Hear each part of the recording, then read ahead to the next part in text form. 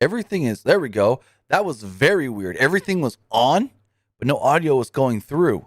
But with that, hey guys, it's Tim and this is Pro Wrestling Unlimited as we are here on the 5th of February 2021 to talk about everything that went down tonight on Friday Night Smackdown.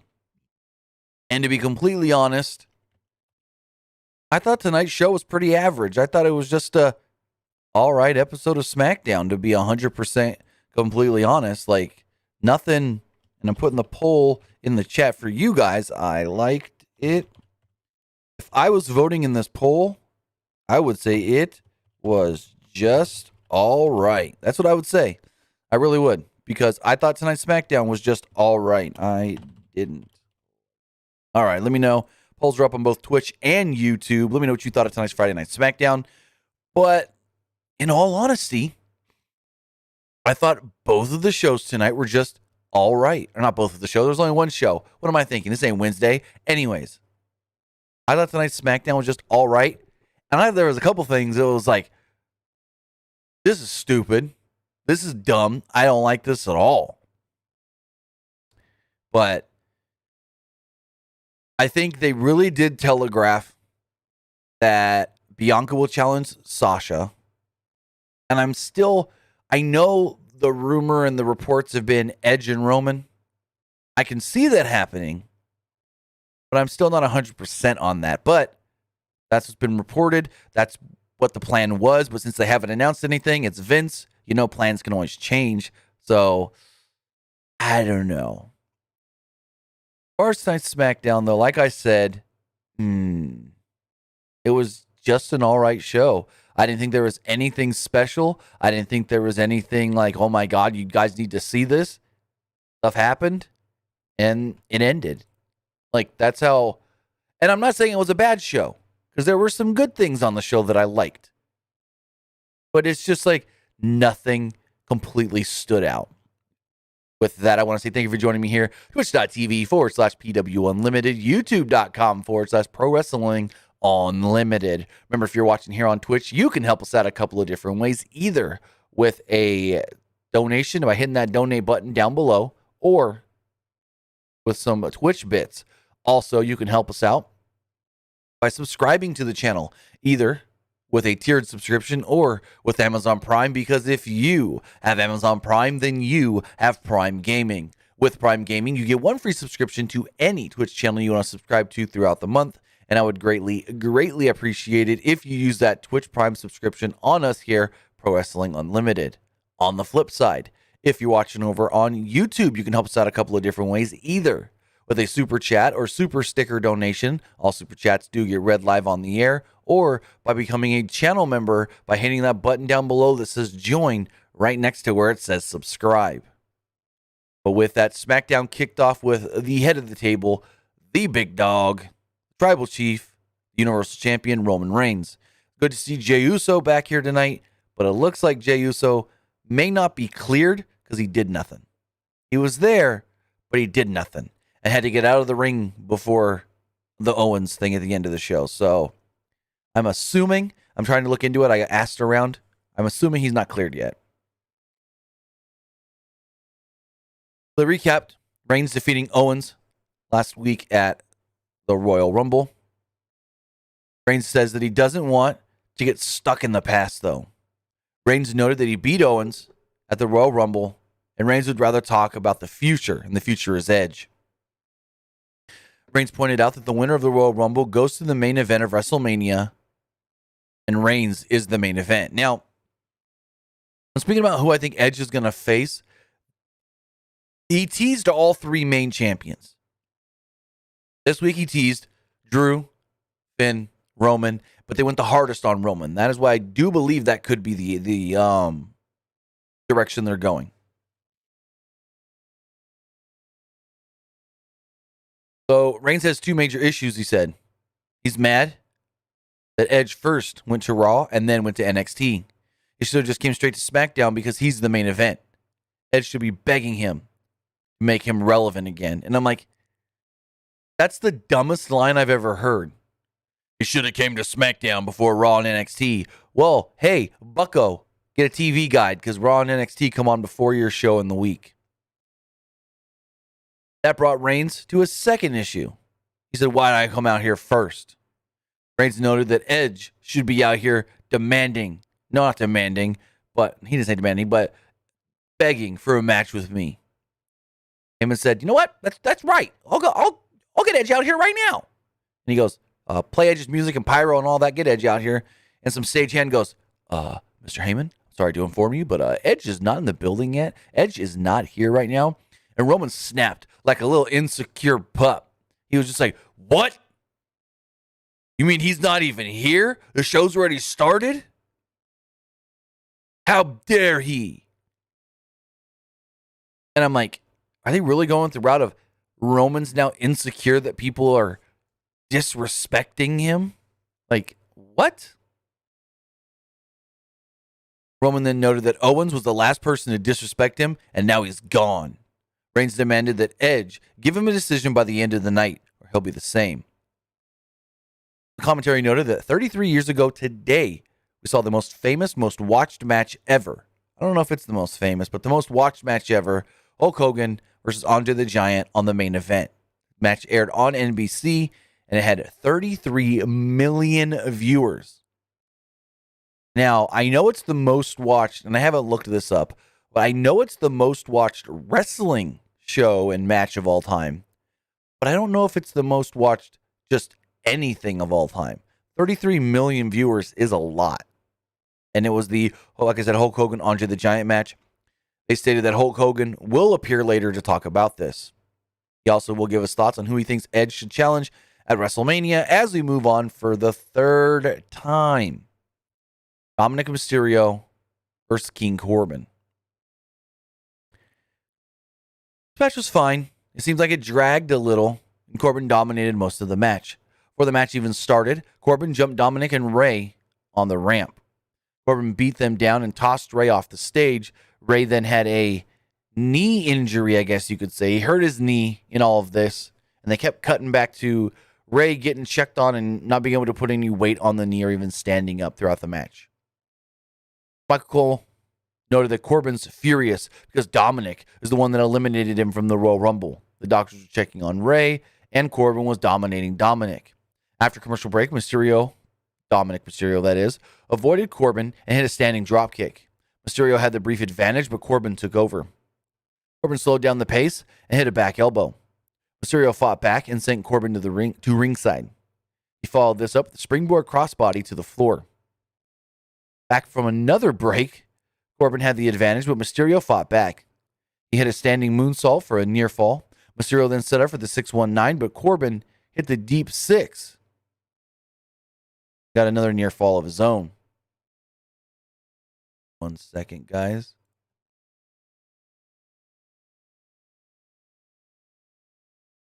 So Dominic then sent Corbin to ringside and hit a suicide dive.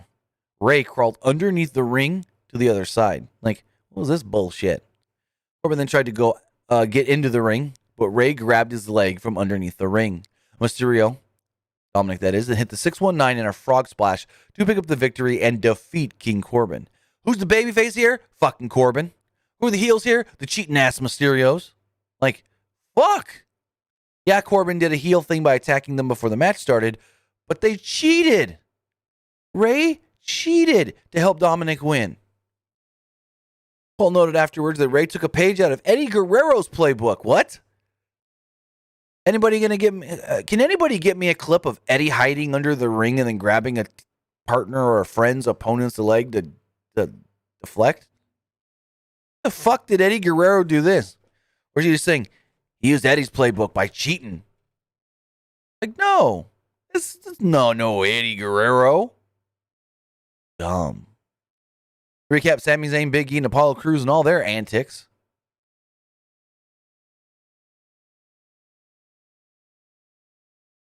It was also announced that Sasha Banks will be the honorary starter for the Daytona 500 on February 14th, a week from Sunday.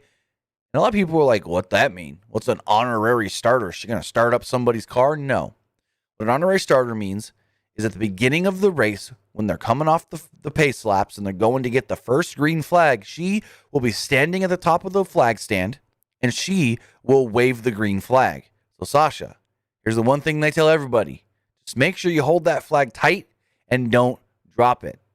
Apparently, according to the weather report, it's supposed to be windy next weekend in Daytona. So just a heads up for Sasha Banks. I know she watches all the time. No, she ain't watching this fucking show. Anyways, Sasha Banks will be the one at the beginning of the Daytona 500 waving that green flag. That is what honorary starter means. Edwin Perez says, is Sasha now a car person? No. I mean, they've had Charlotte Flair drive the pace car before. They always try to get just celebrities and stuff to do things before races, like drive the pace car or wave the green flag as the honorary starter. And since NASCAR and WWE both have relationships with Fox, it just makes sense. I mean, they did this last year, the Martinsville race with Daniel Bryan and AJ Styles, where they both said, gentlemen, start your engines. We've had Matt Hardy in the past drive the pace car at Phoenix. And I want to say Truth did something before as well, but I can't quite exactly remember. But WWE's done a lot with NASCAR, especially since moving over to Fox, since, well, NASCAR on Fox is like the best thing about NASCAR. Fuck NASCAR on NBC. No offense, but NASCAR on Fox is just that much better. Anyways, Caleb Braxton interviewed Big E in the back. He promised to retain his title against Cruz and Zayn. Didn't really say much of note. Also, I want to remind you guys, if you want to be part of tonight's show, you can do so by texting in to 510-906-1341. Again, that number is 510-906-1341. Next up, we had Daniel Bryan versus Cesaro. This was a great, hard-hitting match. Bryan had the early advantage with some kicks in the corner. He worked over Cesaro's arm and sent him to the floor. Bryan followed this up with a crossbody block to the floor. Bryan hit a missile dropkick and went back to the arm. Cesaro lifted Bryan up for an uppercut, but Bryan countered with a backslide. They showed Shinsuke Nakamura watching in the back, but I don't think Cole ever really acknowledged that. Bryan then locked on the label lock, but Cesaro broke free. Cesaro was busted on one side of his head. I believe he was bleeding from his ear on the right side, I want to say it was. Bryan then set up for the running knee, but Cesaro caught him, in a torture rack. Cesaro transitioned from the torture rack to a backbreaker into a giant swing and swung Bryan, which he then transitioned into a sharpshooter, and he was hurting. Cesaro's got that sharpshooter on, but he kept grabbing his head like he was knocked a little loopy or something. And eventually he was just like, just tap out. And Bryan tapped. Cesaro picks up the victory here. Again, Cesaro picking up a big win. And we do know that Daniel Bryan, who is part of the Smackdown creative team, has been pushing for Cesaro to start a big babyface run. And now that Cesaro has at least agreed to remain with WWE and sign a new contract, it looks like that run could start now, or over the last couple of weeks. After the match, Cesaro went over to Bryan, gave him some props, I guess you could say. So in the back, we got a dumb segment with Bianca Belair. This made no sense. Kayla asked her who she's going to challenge at WrestleMania. She goes, a lot of people have been telling me, take my time. Don't rush into choosing who I'm going to face at WrestleMania. And I said, if I took everybody's advice, I wouldn't be where I am today. So I'm going to wait.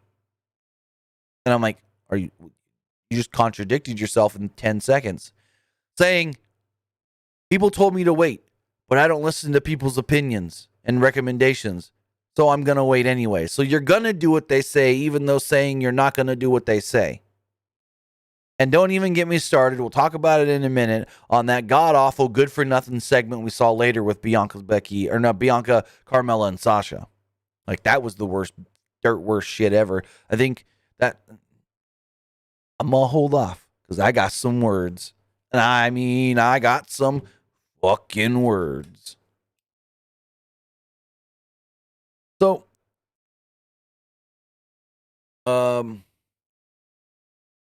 next up, we got Bayley versus Ruby Riott. They teased this like this is going to be some sort of a Bayley Open challenge, and then it just turned out to be Bayley versus Ruby Riott. Why not announce that beforehand and tell us? Billie Kay joined Michael Cole and Corey Graves on commentary. Cole noted that he thought Riott Squad kicked her out of the group, and Kay said, "Oh, that's alleged. I'm still with them. We're all good-ish."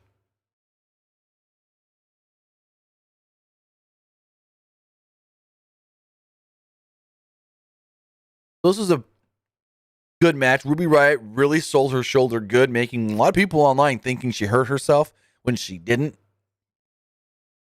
Riott had the early advantage and scored a near fall. Riott then injured her shoulder after Bayley tossed her on the top turnbuckle, and she basically just bounced right off really hard on her shoulder. And she sold it like she couldn't use her arm for a good majority of the rest of this match. But you know it ain't a real injury when Bayley keeps working over the arm. Because if it was real, Bayley'd go to the other arm. Bayley worked over the injured arm, but Riott at one point broke free. Morgan and Kay were distraught about Riott's shoulder. Riott gave Bayley an arm drag with the hurt arm off the top rope. Bayley attempted the Bayley to belly, but Riott got out of it. She then rolled her up for a near fall.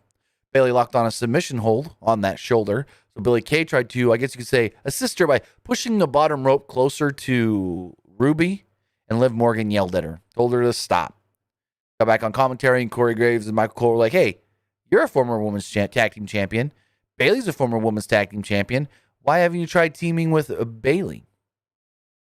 Eventually, Ruby Riott broke free of the submission, though. Bayley hit a headlock driver and picked up the victory. After the match, Billie Kay ran over to Bayley, who was leaving, and gave her a resume. I don't think Bayley seemed all that enthused by it.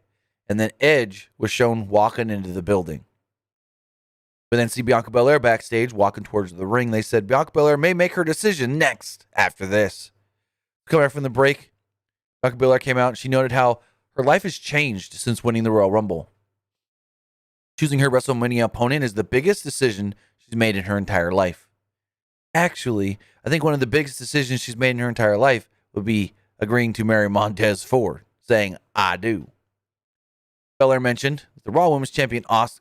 She mentioned both the Raw Women's Champion Asuka and she mentioned Sasha Banks. And when she mentions Asuka, she goes, "There's a lot to think about with Asuka. Her undefeated streak. She's the Empress of Tomorrow." And I go, whoa, whoa, whoa, whoa, Missy. That undefeated streak ended like 3 years ago at WrestleMania 34 and means goddamn nothing anymore because now Asuka's a geek. Asuka's an afterthought, even though she's the champion. Anyways, I digress. He then said, "You know what I need to do? I need to put the EST in WrestleMania." Reginald would then interrupt. He came down to the ring and he goes, "Hey, you might as well want to challenge Asuka because there's no way you can beat Sasha Banks. If you can't beat Sasha Banks, you're not going to be able to beat Carmella either." And I'm like, the fuck is that supposed to mean? Sasha beat Carmella twice. So, what? Carmella would then interrupt and pointed out that she beat Banks twice. Banks' music would hit. She would walk down to the ring. She says she's putting Carmella in the rear view. And she did like a little butt pop as she said that. Banks praised Belair. But Banks says she's the best. And fucking Sasha came off as such a heel here. And she tried to do that Carmella gimmick. Because she tried to do the whole "I'm hot" thing. Banks noted if Belair is going to choose her, then choose her. Don't string her along. Banks pointed out that Belair has it all. But she doesn't have this. And she like swayed her hips around trying to show that she's the women's champion. This was awful. Reginald then stepped up and told Belair that she'd lose to Banks. That she can't beat Sasha Banks. Belair didn't like that comment, so she whipped him with her hair. He ran away. Belair danced around in the ring with her hair like, "Yeah, look what I did. Yeah, look what I did." And the segment just ends. I don't remember the last time I seen a nothing happening that led to nothing segment ever. I said on Wednesday that the frickin' Kip Sabian Penelope Ford wedding was the worst segment of the year so far. Well, this ties that, if not worse, if not This might be worse. This was the dumbest, worst fucking segment. And that laugh that Sasha Banks does, heel as fuck. Heel laugh if I've ever heard one. Like, don't tell me Sasha's the babyface anymore. She's not. But they're going to keep trying to tell us that. And what did this segment freaking accomplish? We learned nothing other than it looks most likely that Bianca's going to challenge Sasha. But she didn't say it. She also didn't say Asuka. She said, I could challenge the Raw Women's Champion Asuka or the SmackDown Women's Champion Sasha Banks. And it's just like, you guys wasted 10 minutes. I think it was about right around 10 minutes on this, where nothing happened other than Bianca hit Reginald with the hair. And I assume now maybe we get Bianca versus Reginald.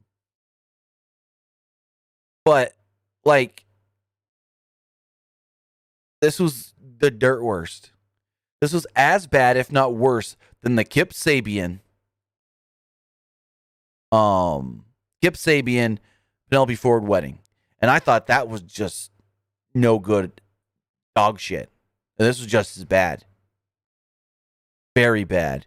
Because literally nothing happened here. 3 women came out. I don't even know why the fuck Carmella's still involved in this. Are we getting Carmella versus Sasha again? Hope not. Anyways. In the back, Paul Heyman informed Roman Reigns Edge is here. And Roman was kind of just like, all right. In the back, Kayla Braxton interviewed Sami Zayn. Zayn discussed all the conspiracy theories against him. He said he still got his documentary crew. And Zayn promised to win the IC title tonight. Next up, we had a non-title match. It was SmackDown Tag Team Champions Dolph Ziggler and Robert Roode, who got new music, which is unfortunate, against Chad Gable and Otis. And I say unfortunate because I love Dolph's theme. I've always liked Dolph's theme. And who doesn't like Glorious? Who doesn't like Glorious? And now we got to hear this? Generic music? No. I want Glorious. I will give in. I will give in. I want to hear that again. Not whatever this was. Anyways, before the match, Chad Gable and Otis discussed all their training in a little inset promo. They promised to beat the champions tonight. And if they beat the champions, they should get a shot at the champions. And Otis vowed that they would get these hips. Oh, so dumb. Stupid. Anyways, you know what else was stupid? And probably just as bad as that Bianca Belair Sasha Carmella segment? Street Profits on commentary. Trying to be funny, and they weren't. And they weren't. Let me say it again. And they weren't. They were in a small little box on the left-hand side of the screen. And it's just like, ooh. Golden King Slayer says they're cleaning out the CFO music. Dolph had his music before CFO. Just give me Dolph's music. I like Dolph's music. Anyways. I hope they don't have to get rid of Glorious. But Gable and Ziggler did some wrestling early. The heels took over and isolated Gable on their side of the ring. Otis got the hot tag and ran wild at one point. He had a suplex and a splash in the corner on Roode. Otis followed this up with a caterpillar. Gable got the tag, but Ziggler knocked Otis off the apron. Gable then avoided a super kick and hit a rolling German suplex. Roode took the advantage, though, and hit the glorious DDT to pick up the victory. The champs are the victorious. So next up, Michael Cole and Corey Graves discussed Hulk Hogan versus Andre the Giant from 33 years ago. Cole noted that 33 million people watched it. Called it which they didn't just call it, it is the most watched match in wrestling history. And they recapped the main event and the finish. Hogan would appear with Jimmy Hart from, I guess, Hogan's Beach House. I think that's the name of his restaurant and memorabilia shop. Anyways, Hogan discussed the match. And he also spoke about Edge. He said Edge is his former tag team champion, so he knows a little about Edge. He said choosing between Drew McIntyre and Roman Reigns is a hard decision. In the back, we see Edge talking to Shinsuke Nakamura. We then get a really good triple threat match for the Intercontinental Championship. I really enjoyed this match. Big E defending against both Apollo Crews and Sami Zayn.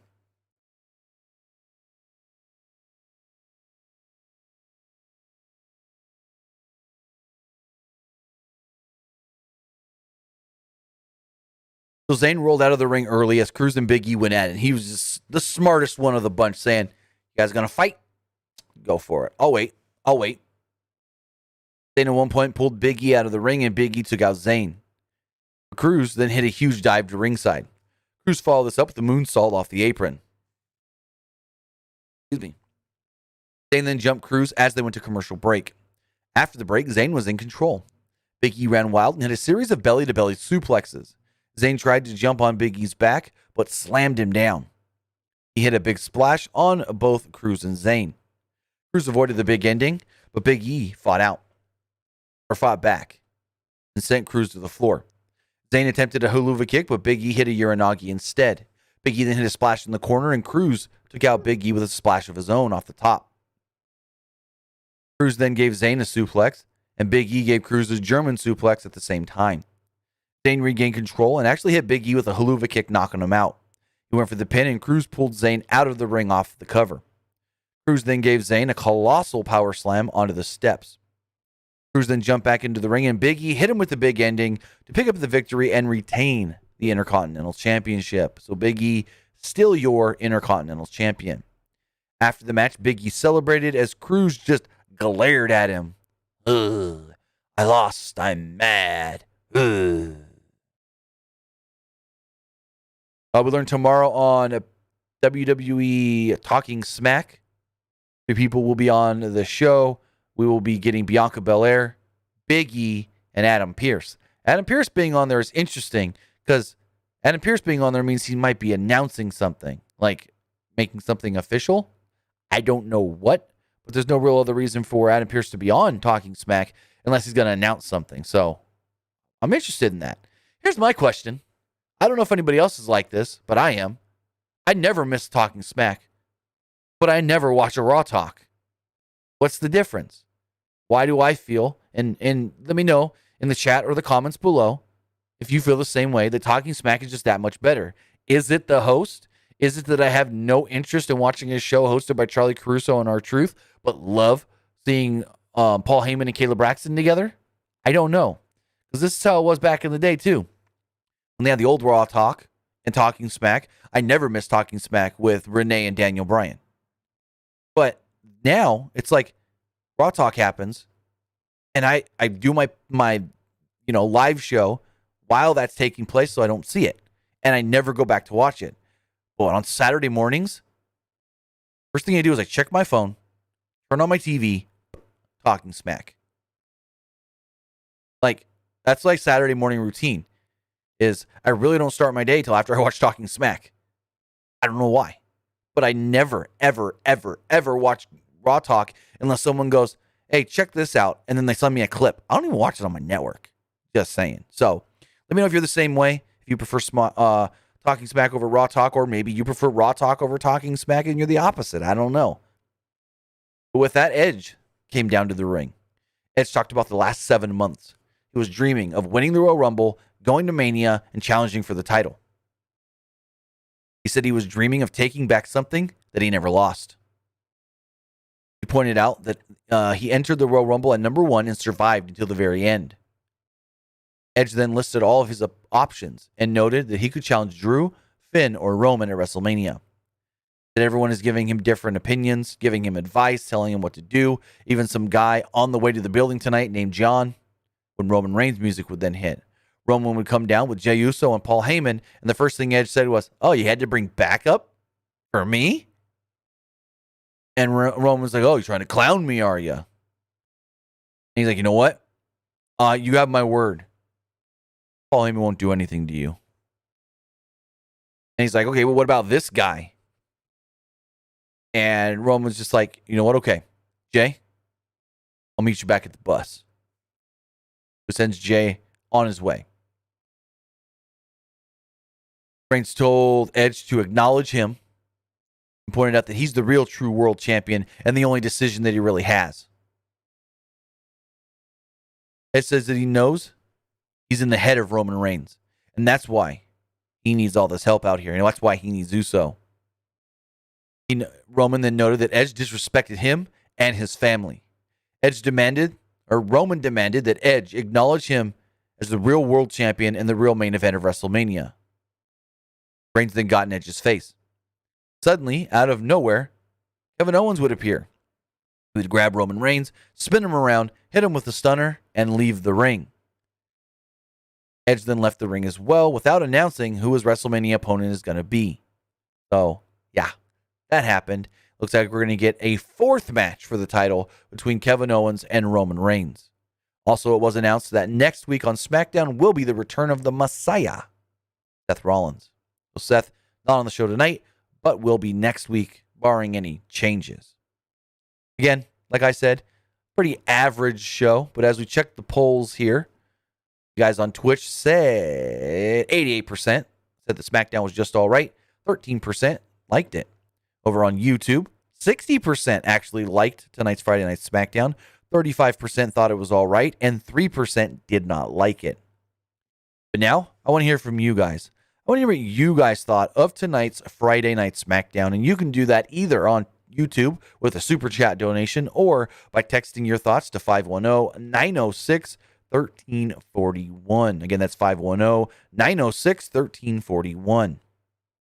Or says, with Sheamus challenging Drew McIntyre, when can we see that match? According? I think you mean when is that match going to happen? Soon, I guess. Maybe Elimination Chamber on the 21st. We'll have to wait and see. Person here says, what do you see Seth Rollins doing next? Or next week? And do you think he'll be a heel or a babyface? Well, they're still playing him up as the Messiah. He came out to the Messiah music at the Rumble, so I assume heel. And I have no idea what he's doing. I just hope it's not anything with Ray, Dominick, and Corbin. Says Paul Heyman is way better on talking smack than Truth is, without a doubt. Well, duh. But I don't know. There's never been anything that I've seen or heard of from Talking Smack that's been like, man, I got to watch that show every week. But for some reason, and it might be the dynamic of Caleb Braxton and Paul Heyman together, that just hooks me in every week.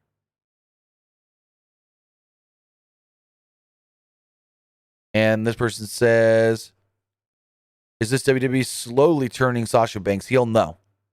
She was turned heel as soon as she finished up with Bayley. Like, as soon as she finished up with Bayley, before that, she was already doing heel things. That laugh that she's been doing since she was feuding with Bayley. The heel laugh if I ever heard one. And it's annoying as fuck. And that's the point. Heel to have the annoying laugh. Person here says, I love Daniel Bryan on the creative team, and he's putting over underutilized talent like Shinsuke Nakamura, Cesaro, and other mid-card superstars to save their careers. I wouldn't say he's saving guys' careers. Do you see either Bryan, Cesaro, Nakamura entering in this year's Elimination Chamber match? Can't say, because we don't know what Bryan's getting in Elimination Chamber matches. We don't know what the Chamber matches are actually going to be. So I can't predict who I think is going to be in a Chamber match until we know if it's a Raw Chamber match for men, Raw Chamber match for women, SmackDown Chamber match for men, or SmackDown Chamber match for women. Also, this person just says, do you know what's next for Kevin Owens? Maybe start a new feud with Seth Rollins? Did you watch tonight's show? Roman Reigns. That's what's next for Kevin Owens. If it's not, then why would he have attacked him? This person says, what about Seth Rollins versus Big E at Mania? I would not hate that. You can't set that up yet. Too early. And this person says, if they're clearing out CFO music, that means that you have to get rid of Undisputed Era music, and nobody wants that. Oh, I hope not. We need that. Boom! We need that. We can't lose that music. I love Undisputed Era's music.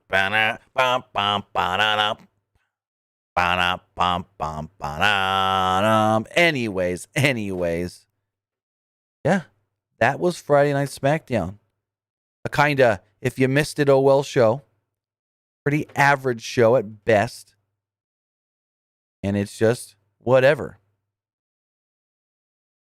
With that, I want to say thank you for joining me here, twitch.tv/PW Unlimited, youtube.com/Pro Wrestling Unlimited. Remember, you can follow us on social media.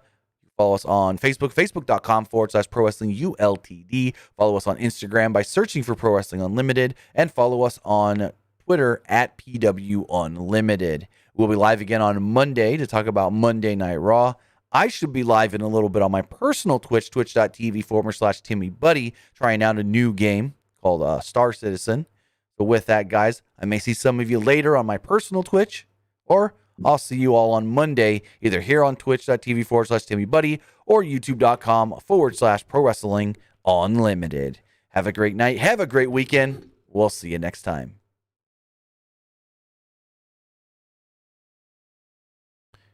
All right.